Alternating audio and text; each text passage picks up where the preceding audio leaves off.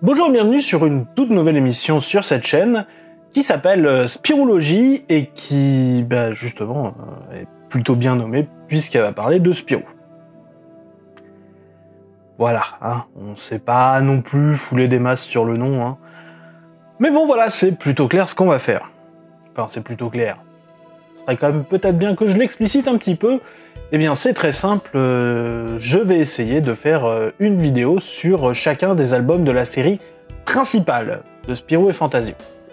Pourquoi principale? Parce qu'il y a plein d'histoires qui sont pas des histoires canon, on va dire, dans la série principale de Spirou et Fantasio.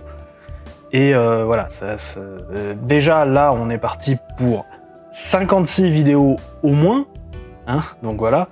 Donc voilà, c'est déjà pas mal comme projet. Hein. On va pas en rajouter.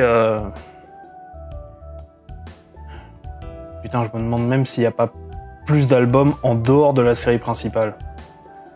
Voilà, on va déjà voir ce qu'on peut faire avec la série principale. Et tout autour du monde, à traquer les mauvais.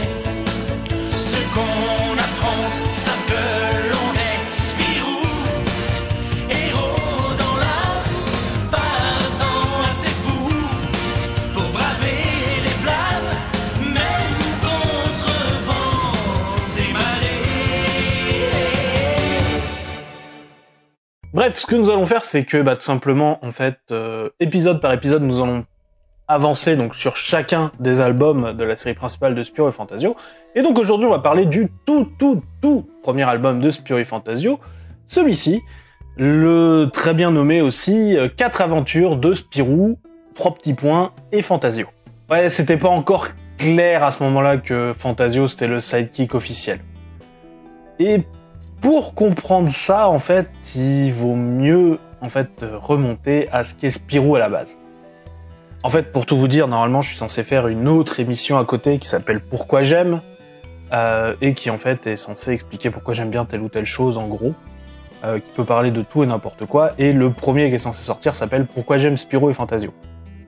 Voilà. Mais voilà, je n'ai pas pu le tourner et voilà, j'ai vraiment envie de faire ce Spirologie, donc Spirologie 1 sortira avant. Et donc je vais expliquer certaines petites choses, parce que c'est assez important, notamment sur cet album. Ce premier album des aventures de Spirou et Fantasio sort en 1950, et ce qu'il faut comprendre, c'est que Spirou, à ce moment-là, il a déjà pas mal vécu. Parce que Spirou, il est aussi vieux que Superman. Voilà. J'ai encore sorti un truc qu'il va falloir que je range après la vidéo. Car en effet, Spirou est né, tout comme Superman, en 1938.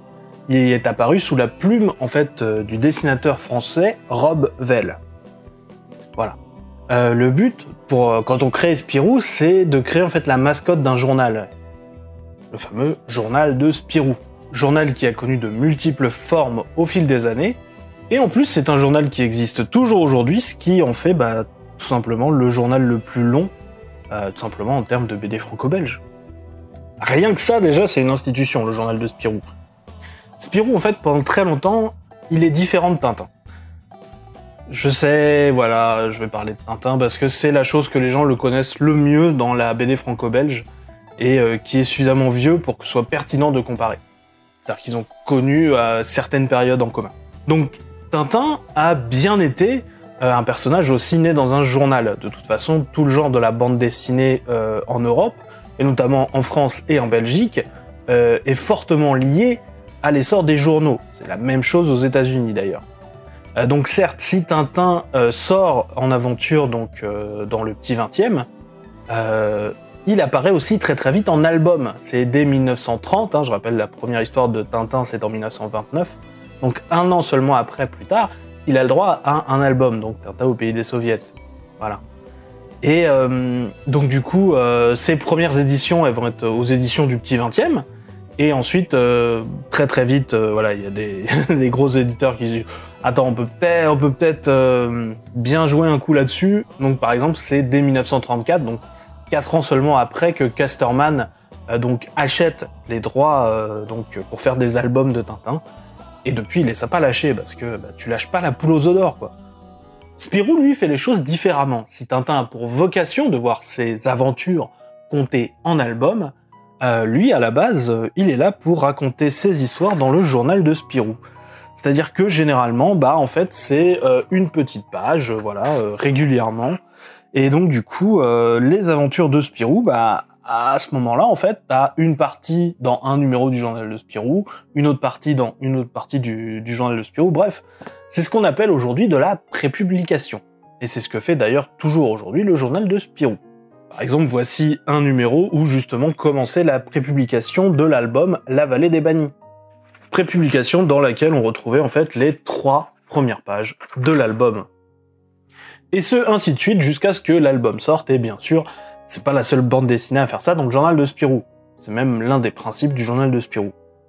Bref, pendant longtemps, les aventures de Spirou auront donc lieu au sein du même journal. Alors certes, avec des auteurs différents, que ce soit donc Rob Vell, Blanche Desmoulins, qui est donc la compagne de Rob Vell, Luc Lafnay, qui travaillait au studio de Rob Vell, puis JG, qui est un auteur, lui, belge, parce que Rob Vell, Blanche Desmoulins et Luc Lafnay étaient des Français. Alors oui, un petit point important à faire, parce que Spirou est belge, il vit en territoire belge, il passe au début de sa vie beaucoup d'aventures justement dans les terrils et ce genre de choses, et voilà, il est chez un éditeur belge, et voilà, dans un journal belge, mais c'est un Français qui l'a créé. Ce qui fait que dès le début, on est... Alors, peut-être que multiculturalisme est un grand mot, au moins sur un truc un poil plus ouvert que d'habitude, et surtout, pour moi, on est sur le personnage de franco-belge, en fait, qui est le plus proche, en fait, des comics. C'est un personnage qui connaît de nombreux auteurs, et qui est beaucoup plus lié à l'éditeur qu'à ses créateurs. C'est-à-dire que, Spirou appartient à Dupuis. La même chose pour Fantasio et pour Sécotine et tout ça. Là où, par exemple, d'autres personnages, comme par exemple Gaston ou le Marsupilami, ont eu d'autres revendications au fil du temps. Spirou, lui, il a été créé pour le journal de Spirou, et il appartient à Dupuis. Et ça, c'est assez inédit dans le monde de la bande dessinée franco-belge, ce qui fait que ça le rapproche énormément du comics. Ça va permettre du coup pas mal de choses que j'aime bien, comme par exemple la discussion entre auteurs, ce genre de choses, comment reprendre certains points, voilà. Ce sont des choses que j'aime beaucoup. Bref, je vais passer un peu vite sur toutes les histoires que Spirou a pu connaître à cette histoire, parce que déjà, je vais me concentrer sur la série principale, et deux, là, il n'y a que ce qu'a fait Rob Vell, il y a JG aussi qui a fait énormément de choses, et voilà, j'aurais pas assez d'une seule vidéo. Donc, Rob Vell a créé le personnage. Il a été à la guerre pendant ce temps-là, donc c'est Blanche Desmoulins, Luc Lafnay, un peu JG déjà, qui avait fait vivre le personnage. Il est revenu, parce que c'était la Seconde Guerre mondiale, il arrivait quand même à faire des choses, mais il y avait toujours des problèmes de papier, donc du coup c'est JG qui a définitivement repris le personnage. Et nous, ce qui nous intéresse, c'est Franquin, parce que c'est Franquin qui fait ce premier album, 4 aventures de Spirou et Fantasio. Donc quand est-ce que Franquin entre en scène? Eh bien c'est en 1946 qu'on a la transition donc, entre JG et Franquin, en plein milieu d'une histoire en fait qui s'appelle Les Maisons Préfabriquées. Donc c'est-à-dire que Franquin, très très vite, doit doit coller au style comment JG dessine Spirou. Voilà. Il va y avoir d'autres petites histoires, comme par exemple le Tank ou ce genre de choses. Mais voilà. Franquin, à partir de 1946, techniquement, c'est le dessinateur attitré de Spirou et Fantasio. Fantasio qui n'était pas là au début et qui est un personnage qui a justement été amené par JG. Voilà. Et dont le nom est basé sur le nom d'un ancien rédacteur du journal. Alors ce qu'il faut comprendre, c'est que quand Franquin récupère le personnage, Spirou il a déjà eu plusieurs périodes dans sa vie. C'est un personnage qui a déjà vécu. Par exemple, il a été simple groom qui vit des histoires humoristiques. C'est comme ça qu'il a commencé au Moustique Hotel. Ça a été un aventurier qui combat des savants fous. C'est d'ailleurs, par exemple, à une occasion pareille, qui va sauver un écureuil qui va devenir son acolyte, Spip. Ou même encore aller dans l'espace. Ouais, il a eu une vie bien remplie, le pépère. Ce qui se passe dans ces années-là, c'est que la forme en fait de l'album de bande dessinée tel qu'on le connaît, commence à vraiment prendre de l'importance. Notamment grâce à Tintin. Donc du coup, tentative va être faite de sortir des albums de Spirou. Ouais. Après tout, il a gagné un meilleur ami, la personne de Fantasio, et tout ça, on peut faire un bon duo à la, Tintin et Haddock. Le truc, c'est que les histoires de Spirou, elles étaient faites pour être sorties dans un journal, et t'avais quelques bouts par-ci par-là. Ce qui veut dire que les histoires de Spirou Fantasio n'ont pas de longueur fixe. En tout cas, pas encore. Et donc du coup, pour faire un album, pour faire donc ce que j'imagine être un test, eh bien on va prendre 4 histoires réalisées par l'auteur actuel, Franquin, les 4 dernières, et on va juste les foutre en album, sans plus y réfléchir. Ce qui est sans doute la plus grande faiblesse de l'album. Mais j'y reviendrai plus tard. Ce manque de réflexion me tue. L'album donc sort en 1950. Donc les histoires qu'on y retrouve, c'est les 4 dernières histoires faites par Franquin dans le journal de Spirou. Donc ils sont sortis entre 1948 et le début de l'année 50. Ce qui nous fait donc 4 histoires. Les plans du robot, Spirou sur le ring, Spirou fait du cheval, et Spirou chez les pygmées. Un programme, lui, varié, ce qui est sans doute la force de l'album. Mais on reviendra là-dessus sur les forces, les faiblesses, plutôt en conclusion. Je vais plutôt pitcher vite fait les différentes histoires, parce que en fait là je suis en train de griller tous mes effets. Et on va les faire dans l'ordre tel qu'elles apparaissent dans cet album. On commence donc par les plans du robot. Et les plans du robot, c'est la première incompréhension majeure du lecteur d'aujourd'hui face à cet album. Parce que les plans du robot, alors c'est pas que c'est une mauvaise histoire. Non, c'est sympathique. Non, le problème c'est que c'est la suite d'une autre histoire. Radar, le robot, qui a été dessiné par Franquin l'année précédente. Et je précise que la première partie, on ne l'a pas dedans. Alors certes, c'est pas une lecture essentielle pour suivre. Les points de détail vraiment essentiels nous sont résumés assez vite au début de l'œuvre. Mais c'est quand même un choix étrange de commencer ton album par une suite.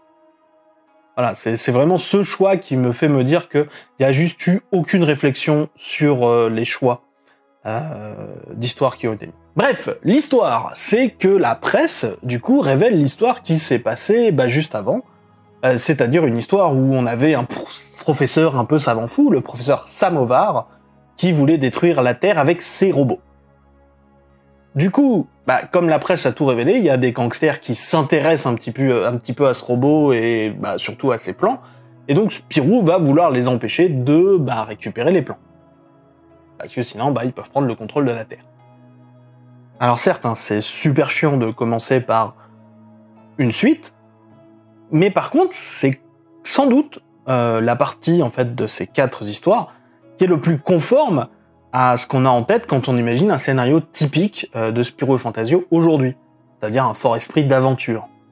D'ailleurs, techniquement, c'est avec Radar le robot, et donc la suite Les plans du robot, que Franquin va vraiment en fait essayer justement le récit d'aventure dans Spirou, lui qui en fait a fait plutôt avec le personnage avant des histoires courtes humoristiques et éventuellement quelques récits de voyage. Mais c'est la première fois en fait que Franquin s'essaye à l'aventure. Et c'est plus ou moins ce qu'on retient de Spirou et Fantasio en général. Et donc si Franquin, lui, c'est ses débuts dans l'esprit d'aventure sur le personnage, Spirou, lui, en fait, il retrouve les récits d'aventure qu'il a pu connaître. Donc, par exemple, dès la fin de son année de naissance avec Rob Vell, qui imagine donc un milliardaire qui s'appelle Bill Money à l'hôtel et qui va en gros engager le groom et partir dans des aventures un peu partout, ou encore les intrigues un peu plus policières qu'on pouvait avoir sous JG. Oui, alors, pour les grands fans de Spirou, je schématise grossièrement, je sais qu'il y a d'autres choses, voilà, c'est... voilà. Petite image d'Épinal pour aller vite. Mais bref, si on revient à l'histoire des plans du robot, moi je peux que déplorer le manque de la première partie, justement Radar le robot. Je vois donc 2 possibilités quant à pourquoi on n'a pas la première partie. Ma première hypothèse, et c'est sans doute la plus capillotractée, c'est que Radar le robot, c'est sans doute l'histoire où Spirou fait le plus preuve de violence. Je parle mitraillette, bazooka et tout ça. Ah oui, hein, on doit arrêter des armées de robots, hein, après tout. Et c'est vrai que c'est pas hyper conforme à Spirou. Parce que oui, par exemple, prenons son nom, Spirou, ça signifie certes écureuil en wallon, mais pas que ça. Hein. Techniquement, ça peut aussi être traduit en gamin vif et espiègle. Un peu grossièrement encore pour la traduction. Et alors, je dois vous avouer que l'espièglerie à coups de bazooka, ouais, c'est pas flagrant. Hein. Le côté astuce du personnage sera beaucoup plus mis en avant dans la suite de ses aventures. Voilà, ça, c'est ma première hypothèse. Mais je pense que très clairement, c'est la deuxième qui va valoir le coup. Deuxième, qui est tout simplement que Dupuis a juste pris les 4 dernières histoires de Franquin sans réfléchir au fait que la première histoire est la suite d'une autre histoire. Je veux dire, après tout, je pense pas que les éditions Dupuis se disent qu'ils lancent en fait là une collection d'albums qui va devenir un fleuron de la bande dessinée. Oui, je le dis. Non, pour lui, il fait juste un test et il met en avant les dernières histoires de son journal. Ni plus ni moins. La deuxième histoire, Spirou sur le ring, est considérée par beaucoup, et je suis d'accord avec eux, comme l'histoire marquante des 4 de cet album. On retrouve un Spirou qui a l'air encore assez jeune, hein. Je veux dire, il discute encore assez régulièrement avec des gosses, hein. Il défie en fait le caïd local qui justement martyrise les gamins. Donc du coup, il y a un match de boxe qui est organisé, on suit toutes les étapes, hein, l'entraînement avec Spirou en entraîneur, les coups bas de poil dur en fait, qui est donc le caïd local qui bien sûr fait quelques manigances, trouver un arbitre, ce genre de choses, le match en lui-même avec des rebondissements, avec plein de choses. Bref, c'est sans doute l'histoire la plus complète de cet album en termes d'événements et sans doute la plus satisfaisante et terminée pour le lecteur d'aujourd'hui. C'est pour ça qu'on s'en souvient encore et c'est pour ça que, par exemple, pour le 50e album de Spirou et Fantasio, c'est sur cette histoire-là qu'on va revenir à la fin. En termes d'apothéose. Alors, niveau ambiance, on est plutôt sur de la tranche de vie que, on va dire, l'esprit de grande aventure qui anime beaucoup des albums de la série. Mais franchement, le tout est immensément plus complet que la moitié des histoires précédentes. Et malheureusement que les histoires moins sympas qui vont suivre. La troisième histoire, Spirou fait du cheval. Clairement pour moi, la plus grande déception de cet album. À chaque fois. C'est une histoire assez courte, hein, dans le style humoristique des débuts de Franquin, où juste notre héros fait du cheval. Alors certes, avec un cheval très surprenant, hein, qui apprend même à sauter comme une grenouille, mais bon, au final, c'est juste une succession de gags qui auraient peut-être plus leur place dans un dessin animé type Silly Comedies ou Looney Tunes que dans ce genre de publication. Voilà, je passe très vite sur la troisième histoire parce qu'elle est totalement dispensable et qu'en fait, là, je vous ai tout dit. Je vous ai tout dit. Oh, c'est moche. Bref, quatrième histoire, Spirou chez les Pygmées. Alors, Spirou chez les Pygmées fait partie de ce genre d'aventure que j'appelle récit de voyage. C'est-à-dire que le principal attrait de l'histoire, c'est le fait de se trouver dans un nouvel endroit, ici l'Afrique. Alors, à ce moment-là, Spirou n'est pas étranger au continent africain, il y est même allé de nombreuses fois, et ce même déjà dès la plume de son premier créateur, Rob Vell. Il s'y fera même un ami, la puce, qui est largement oublié et effacé parce que... c'est là qu'on va parler un peu racisme. Alors oui, la puce vient d'un royaume africain imaginaire nommé Rakiki, un royaume avec des querelles familiales et des animaux intelligents qui parlent, hein, d'ailleurs, et une exagération des traits qui sont pas jojo, et qui rappellent des dépictions racistes, disons-le simplement. Alors par là, je ne veux absolument pas dire que Franquin ou les autres dessinateurs étaient racistes. C'est juste qu'en fait, malheureusement, la dépiction qui est faite, c'est-à-dire, vous savez, les grosses lèvres bien rouges, et voilà, ont une connotation raciste à cause de la façon dont elles ont été utilisées. Et notamment en dehors de la bande dessinée, je pense notamment au Minstrel Show, où justement en fait le but c'était de montrer que les Noirs c'était des gens stupides. C'était tout un genre théâtral qui a commencé en 1820 et qui a réussi à subsister jusqu'en 1950. Donc oui, il y a une raison pour laquelle ce genre, on va dire, de représentation aujourd'hui fait et doit faire polémique, parce que, en effet, elle provient, en fait, de ce genre de représentations qui ont été faites pour dire que les Noirs étaient stupides à la base. Ça ne veut pas dire que toute œuvre dans laquelle ce genre de représentation arrive veut dire ça. C'est juste que les gens n'étaient pas suffisamment intéressés, peut-être par le sujet, ou peut-être juste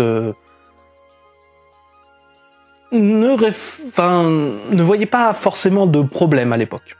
Voilà. Nous, aujourd'hui, en tout cas je l'espère, on le voit pas mal. Et on peut quand même retrouver par exemple des traces de ça, par exemple dans le personnage de Lapuce. Parce que oui, Lapuce, il a pas de nom. Il a juste un surnom. Qui est choisi par Spirou. Le blanc. On est parfois un peu proche de la case de l'oncle Tom, par moment.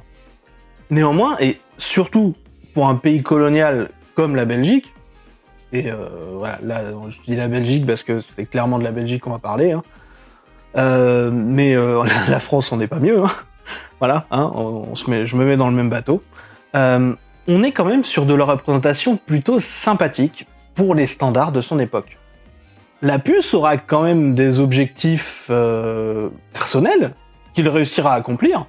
Alors certes, c'est pas des objectifs bien grands, son but c'est de posséder plein de canards et de revenir chez lui, avec tous les canards, mais c'est quand même quelque chose, ce qui est pas mal. Et Lapuce finit quand même champion du monde de boxe, il récupère plein de sous. C'est Spirou qui sera son manager, c'est Spirou qui du coup fera mener la belle vie à Lapuce. Assez vite, c'est leur troisième et dernière histoire ensemble. C'est Spirou en fait qui va avoir le rôle un peu agrat dans cette histoire-là. Et donc du coup, Lapuce revient chez lui, donc au royaume de Rakiki, avec techniquement fortune et un wagon entier de canards. Et voilà, il revient chez lui avec gloire et fortune. Ça n'arrive pas toujours. Je sais que c'est pas parfait, mais pour 1942-1943, ça passe. Ah oui. Lapuce vient de la Seconde Guerre mondiale. Donc oui, non seulement j'imagine qu'on n'a pas trop le temps de réfléchir à ce qu'on fait, mais qu'en plus on veut vraiment oublier la guerre, et on cherche juste l'exotisme et le dépaysement. D'ailleurs, c'est même plutôt clair qu'on cherche l'exotisme et le dépaysement, parce que l'histoire juste après que Lapuce soit parti, Spirou il va dans l'espace. Voilà. Bref, c'est un peu comme le personnage des Bonnie White chez le Spirit. C'est un personnage qui commence un peu comme un stéréotype raciste pas forcément bien digéré de la part de l'auteur, mais qui va devenir bien plus, et c'est tant mieux. Et donc, là, j'arrête à Propvel. Voilà, le problème, c'est que je trouve toujours cette tension dans Spirou dès qu'il pose le pied en Afrique. En tout cas, dans, on va dire, la première partie de la série. Le poids du colonialisme qui est présent, il n'est pas tout à fait éludé. Il va chercher un peu plus loin, par exemple, que dans Tintin, dans certaines causes. Oui, les bidonvilles, c'est pas que le méchant général Tapioca, peut-être d'autres gens derrière. Mais il y a toujours une petite tension qui reste justement chez Spirou. Peut-être justement parce qu'il réfléchit à ça et qu'il sait qu'il n'est pas tout blanc dans l'affaire, le rouquin. Et donc, je reviens à l'histoire, après cette parenthèse un peu longue, certes, mais qui va nous servir aussi pour des vidéos futures, c'est pour ça que je voulais faire ce point très clairement, et aussi que je veux faire ces choses dans l'ordre chronologique. Donc on revient à cette histoire de Spirou chez les Pygmées. qui se déroule sur une île africaine, à l'embouchure du fleuve Congo. Tiens, comme par hasard. L'île de Lilipanga. Oui, alors je dis Congo comme par hasard. Je peux pas vous faire tout le truc, mais renseignez-vous un petit peu sur l'histoire du Congo belge.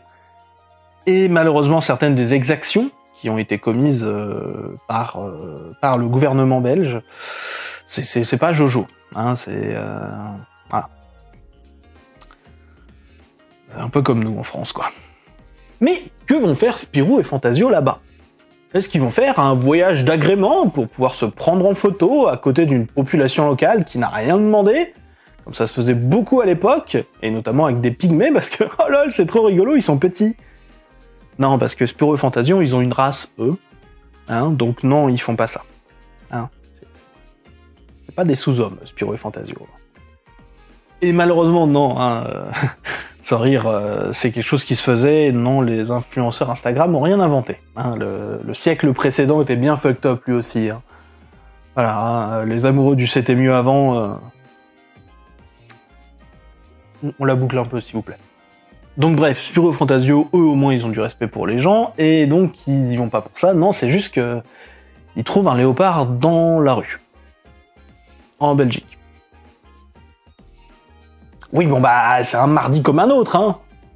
Bon, après recherche, et aussi parce que l'animal coûte cher en barbac, hein, parce que, bah, bien sûr, il le recueille, hein, eh bien, on rentre en contact avec l'empereur de l'île de Lilipanga, qui appartient à l'animal, et bah, nos amis, en fait, lui rendent visite en Belgique, parce que, bien sûr, l'empereur de Lilipanga, c'est un Belge. Et on y apprend que, eh bien, l'empereur de Lilipanga, il a besoin d'aide pour résoudre une guerre. Eh oui, et une guerre qui a lieu entre les pygmées à peau brune et les pygmées à peau noire.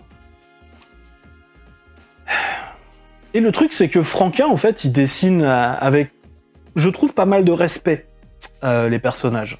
Ils sont... Certes, ils ressemblent à ce cliché raciste, voilà, c'est quelque chose qui va rester encore longtemps, parce que... c'est la question, justement, que... Bah merde, c'était raciste, en fait, de faire ça. C'est quelque chose qui a été admis un poil plus vite en Amérique que chez nous. Peut-être, justement, parce que y avait vraiment ce genre de choses qui a commencé là-bas, et qui... bah, c'est forcément là-bas qu'il y a eu plus de foin. Nous, ça a mis beaucoup plus de temps pour qu'on se pose la question. Donc du coup, ouais, on se posait pas trop la question. Et peut-être aussi que ça nous arrangeait bien, finalement, de pas trop se poser la question, de savoir si nos représentations étaient... Voilà, peut-être qu'il y avait un côté... ouais, nous posons pas trop la question, on est bien, là, hein, avec nos petits privilèges. On va pas... voilà. Je pense que c'était pas simple de se remettre en question. Et c'est d'autant plus louable ceux qui ont réussi à le faire. Et le truc, c'est qu'on sent bien que Franquin, en fait, il veut représenter ses personnages de façon améliorative, de façon positive. On n'est pas tout à fait dans Tintin au Congo, où justement Hergé a pas encore eu ce flash de « Oh putain, je vais peut-être pas raconter n'importe quoi dans mes albums ». Voilà, hein, Tintin au Soviet, Tintin au Congo, malheureusement, sont des albums où il raconte encore n'importe quoi. Là, vraiment, on sent que Franquin, non, il a envie de les proposer de façon plutôt améliorative. On voit les personnages avoir une vraie vie, voilà, ils sont pas forcément dépeints de façon vraiment grossière, quoi. Non, on a vraiment l'impression de bons personnages. Et en plus, cette guerre, elle est forcément manipulée par un homme blanc. Donc du coup, bah forcément, voilà, t'as ce message que finalement c'est l'homme blanc qui vient foutre la merde. Mais le problème, c'est la conclusion de cette guerre. Et qui fait que, oh non, on n'est pas dans quelque chose qui se lit très bien encore aujourd'hui. Le problème, c'est qu'en fait, du coup, la guerre entre les pygmées à peau brune et les pygmées à peau noire, et ben en fait, non, ils sont tous pareils, parce que les peaux noires, c'est juste qu'ils se lavent pas. Et là, bah, oui, c'est raciste. Colonial, hein, forcément, hein, on est toujours en Europe en 1950, hein, forcément que c'est comme ça. Mais raciste, on pouvait l'éviter. Et je sais que se laver et faire du coup toute une construction sociale entièrement humaine qui montre des différences. Voilà, c'est l'intrigue du film R. Sauf que R a l'intelligence en fait de mettre cette métaphore de construction sociale parfaitement arbitraire sur le fait de se laver les cheveux. Et non pas sur un critère social arbitraire qui a un vrai putain de poids dans le putain de vrai monde de la putain de vérité véritable, comme la putain de couleur de peau. Ça, je suis désolé, ça la fout mal. Hein. Même à l'époque où, je suis désolé, oui, la discrimination selon la couleur de peau, elle existe déjà. Et c'est dommage, parce que pour moi, la puce et la trilogie, en fait, autour du royaume de Rakiki, sont, mine de rien, plus respectueux du continent africain, alors qu'ils sont largement plus anciens. Hein. Ça date de 1942-1943. Donc là, on est 1949, fin 50. Ça avait été fait, la puce, à une époque où Rob Vell a été au front. Il a été fait prisonnier de guerre avant de rentrer chez lui et de pouvoir retoucher en fait à sa table à dessin. Je veux dire, on a l'impression d'une sorte de retour en arrière sur ce point, mine de rien, assez important, hein, de la dignité humaine basique, hein, et c'est vraiment pas terrible sur une histoire qui aurait pu s'écrire autrement. Il suffit de choisir une autre construction sociale arbitraire. La métaphore n'est pas une métaphore si c'est exactement la même chose, c'est-à-dire la couleur de peau. C'est genre, t'es con, t'es noir, t'es con, tu t'es pas lavé assez fort. Mais non, tu peux rien. Tu peux rien à cette vraie discrimination. En fait, tu peux rien y faire. Et le fait d'y apporter quelque chose comme ça sur une vraie discrimination de la putain de vraie vie, non. C'est hyper maladroit au mieux. Alors, heureusement, un Franquin sera largement remonté le niveau plus tard, et la série Spirou, hein, largement remontera la barre, hein, au point que la série peut légitimement dire « Je suis citoyen du monde et je peux le prouver » et je la crois absolument. Bref, voilà les 4 histoires présentes dans cet album, avec une grosse partie sur la dernière. Mais avant de faire une conclusion, il y a d'autres points que je souhaiterais aborder, et la première, c'est le côté graphique. Car oui, nous sommes ici sur un auteur, Franquin, qui est déjà le 3e, à peu près, repreneur du personnage de Spirou, qui doit donc traiter avec une tradition graphique. Et donc tout simplement, cet album, il est très très bon pour ça. C'est-à-dire qu'en termes justement d'évolution graphique, et en gros de prendre en main la tradition graphique, c'est essentiel pour moi d'avoir cet album là-dessus, parce que au début de cet album, Franquin dessine encore Spirou totalement comme JG. On est vraiment dans une tradition JG, et à la fin de l'album, on est dans le premier style Spirou-Franquin. Franquin, bien sûr, va rester longtemps sur le personnage, et le personnage va évoluer, mais du coup, sur ces 4 histoires, et quelques autres qu'il a fait auparavant, Franquin va vraiment prendre possession du personnage et se l'approprier graphiquement. On va perdre un petit peu ces visages un peu ridés à la JG, par exemple sur Fantasio est souvent des petites rides chez JG, et on va avoir plutôt des choses plus, en même temps plus lisses, et en même temps beaucoup plus lisibles. C'est vraiment très très bien fait. On sent aussi un vrai saisissement en fait de la composition graphique. Quand on regarde par exemple les plans du robot, et quand on regarde justement les plans dans justement Spirou chez les Pygmées, en fait on est tout à fait dans autre chose. On est sur un auteur qui maintenant a une vraie confiance en lui en fait. Là où on le sent encore un peu hésitant sur les plans du robot et tout ça, par exemple, il n'hésite pas à te présenter vraiment des cartes, à te dire voilà, l'action va se dérouler là, voilà, à faire des choses, des cases purement pour l'ambiance, et vraiment une très très bonne prise en main graphique. C'est vraiment quelque chose en termes d'histoire en fait, en termes justement de comment ce dessinateur va reprendre en main le personnage et se l'approprier, c'est très très bien à lire. Voilà. C'était mon point graphisme. Il y a un autre point que je veux faire avant de passer à la conclusion, c'est le point que j'appelle focus. En gros, sur chaque album, je vais revenir sur quelque chose, sur la série en particulier et tout ça. Il y aura certains focus en fait qui traiteront du même sujet avec l'évolution qui ira. Et sur ce premier focus, en fait, c'est difficile de trouver quelque chose en fait qui unit ces histoires, hein, parce que justement c'est 4 aventures sans trop de liens, mis à part le fait que c'était les 4 dernières du journal de Spirou. Et donc du coup, quand j'ai réfléchi à quel focus je pouvais faire sur ce premier tome, assez vite c'est le journal de Spirou qui m'est arrivé comme lion. Et qu'est-ce que je pourrais parler du journal de Spirou? Eh bien, le problème c'est que nos personnages ne travaillent pas encore pour le journal de Spirou comme on peut l'imaginer aujourd'hui. Spirou, on sait pas trop ce qu'il fait dans la vraie vie, hein, il a l'air encore assez jeune. Fantasio, il est reporter, mais comme on le verra, il n'est pas vraiment reporter pour le journal de Spirou. Par exemple, le tome 3 nous dit qu'il est reporter au Moustique.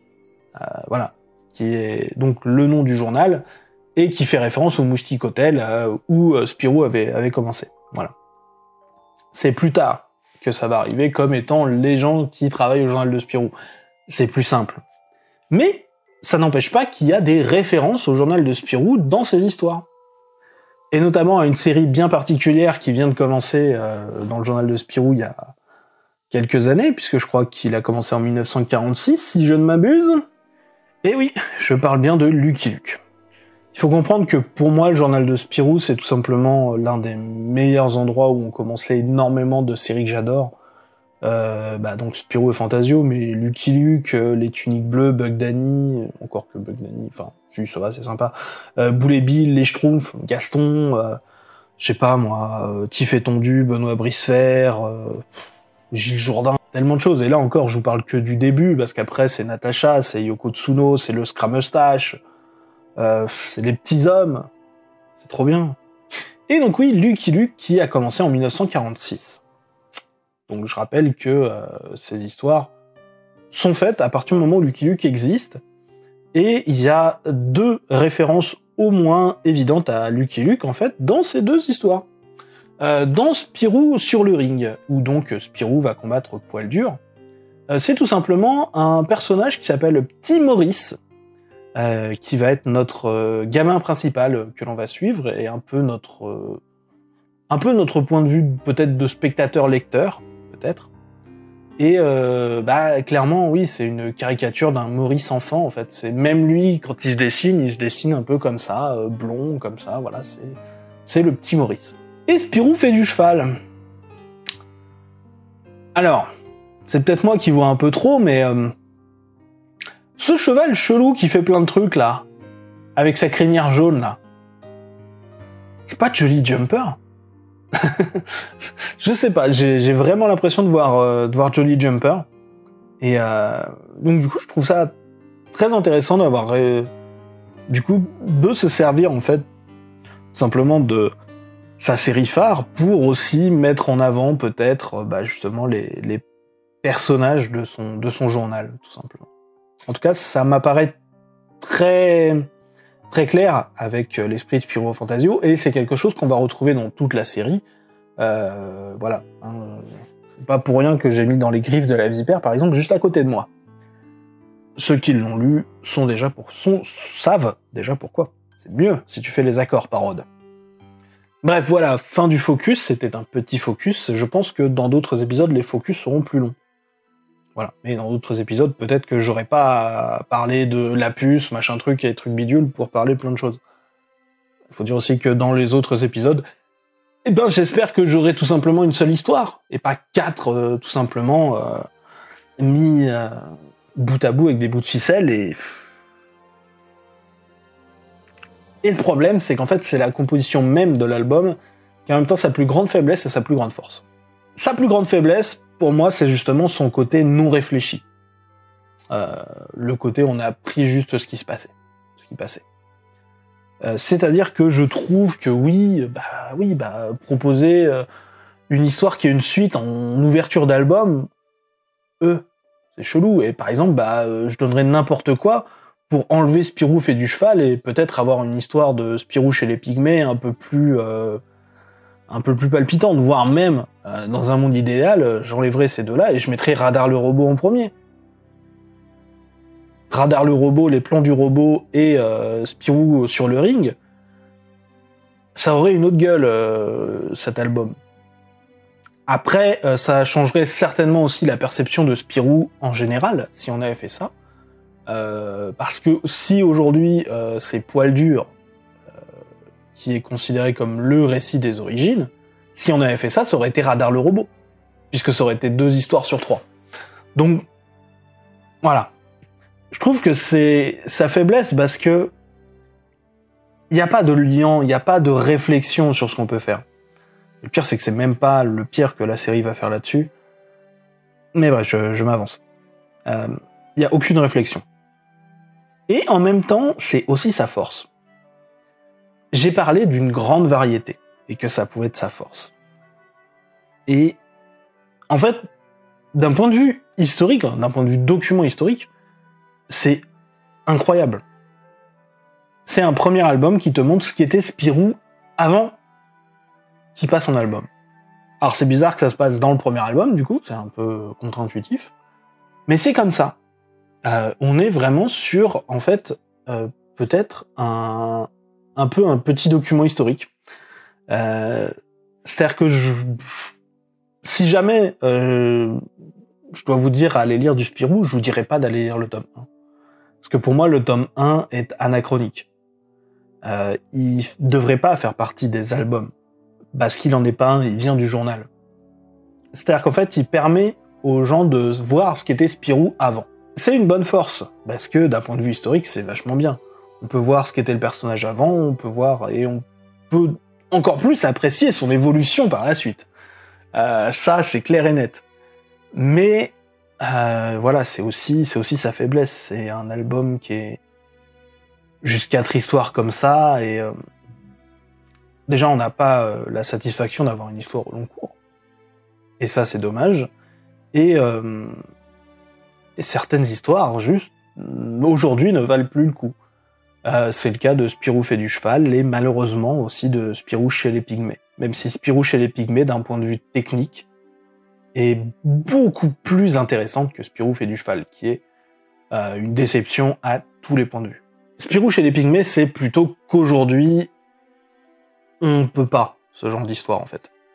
On peut pas parce que on peut plus rien dire. Non, on peut pas parce que on voit, en fait, les choses qui... on a peut-être fait de la merde aussi dans le passé, quoi. Et on veut pas oublier le passé, on veut pas dire que ces histoires n'ont jamais existé. Mais juste, on aimerait bien dire, ouais, on veut plus lire ce genre d'histoire. Voilà. Parce qu'on sait d'où ça vient, on sait ce que ça veut dire et ce que ça représente, et c'est pas ce qu'on veut. Voilà. C'est pas du on peut plus rien dire, c'est pas du il faut cacher ça absolument, non, au contraire, il faut le montrer. Il faut le montrer et dire pourquoi. C'est pas cool. C'est pas cool parce que ce genre de représentation tire son origine de quelque chose d'ouvertement raciste. Les Minstrel Show, par exemple, qui clairement avait pour but de dire que les Noirs étaient stupides, et alors, parfois, on peut reprendre certains clichés pour en faire une force. Voilà. Par exemple, le terme geek, à la base, était une insulte. Les geeks l'ont pris pour eux et ont réussi à en faire une force. Il y a aussi d'autres termes dans la communauté noire qui ont connu ce genre de destin. Ce n'est pas le cas de ces représentations. Ces représentations n'ont pas été reprises par la communauté noire qui, au contraire, dit « Non, ça c'est pas nous, ça c'est pas bien, on n'aime pas. » Et juste, quand il y a quelqu'un qui te dit « Moi j'aime pas quand tu me dessines comme ça », peut-être écoute-le. Surtout quand tu le dessines lui. Voilà, juste un peu de dignité humaine, surtout sur des gens qui ont déjà souffert et qui souffrent encore à peu près de la même chose. Mais cette variété, c'est aussi sa force, justement, d'un point de vue historique, d'un point de vue, on voit ce qu'était Spirou avant. mine de rien, dans ces 4 aventures, on a 4 choses différentes, en termes d'ambiance et de tout ça, et qui sont 4 choses qui représentent ce qu'a fait Spirou. L'aventure avec Radar le robot, un peu plus tranche de vie avec Spirou sur le ring, récit de voyage avec Spirou chez les Pygmées, et la comédie potage pure avec Spirou fait du cheval. Après, voilà, Spirou fait du cheval est clairement pour moi le maillon faible, donc on aura assez peu de pure comédie potache dans les albums, et donc du coup, on se retrouve avec, mine de rien, les 3 types d'histoires qu'on va avoir dans Spirou et Fantasio à peu près dans la suite. C'est-à-dire tranche de vie, aventure, récit de voyage. Et rien que pour ça, c'est aussi paradoxalement un bon premier album. Mais bon, je suis quand même plutôt à vous déconseiller la lecture de ce premier album. Sachez que si jamais tous les albums de Spirou Fantasio étaient comme celui-là, je ne ferais pas cette émission. Mais je crois justement, heureusement qu'ils sont différents. Et il faut que je vous dise une chose. La rumeur court. Savez-vous, l'on dit qu'il y a un sorcier à Champignac.